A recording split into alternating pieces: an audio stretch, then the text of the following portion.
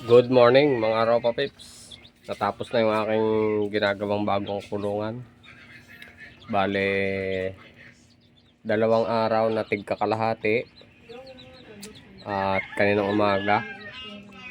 Ayan, tinapos ko na. Nag-wiring pa kasi ako kaninang umaga. Tapos inilipat ko na din sila.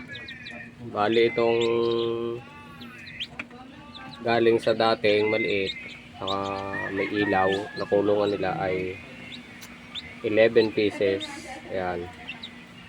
Tapos may 3 na lumabas galing dito sa kwarto. Yung may ilaw. Ayan. Bale 14 yata. Nilagyan ko din nga pala ng timer para mamamatay siya ng 37.8 tapos mabubuhay ng 37.5.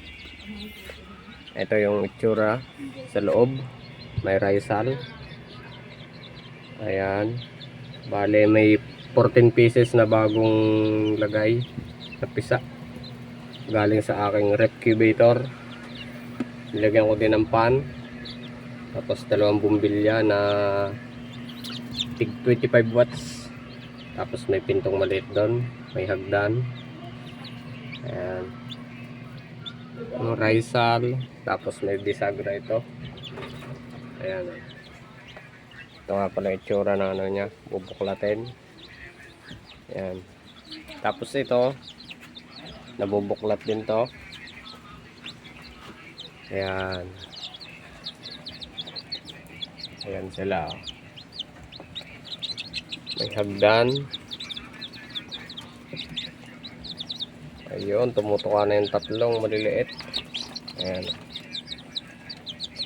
medyo hindi pa sila sanay kasi ngayon sila nakakita ng ganyang open, tapos may tao kasi kulong na kulong sila ng mga last month.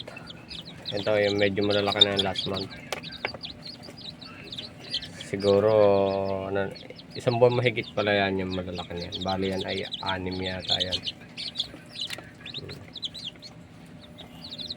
Mga Rhode Island, Black Astolorp, saka BPR. May native din, siguro nasa loob yung mga may native dyan. Kasi yung kasamahan pa nila ay nasa aking recubator pa. Ito, yung 38 pieces na yan. Yan yung namimisa ngayon. Ayan, bali patay yung ilaw ngayon. Ayan na.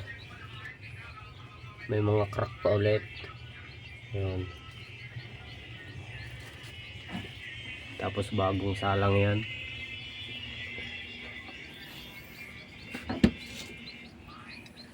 Ayan ang aking bagong gawa. Ganyan siya kataas.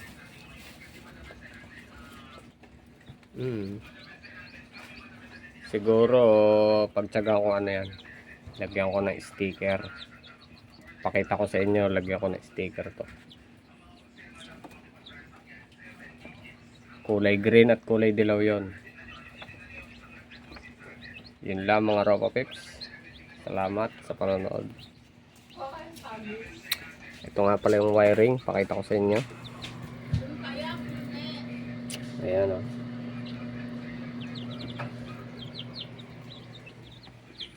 Thank you.